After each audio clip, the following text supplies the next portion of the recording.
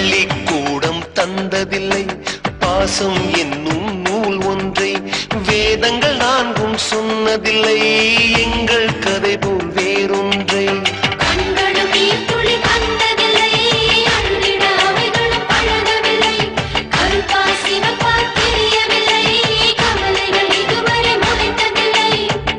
சேகரித்து வைப்பதற்கு தேவை என்று எதுவும் இல்லை.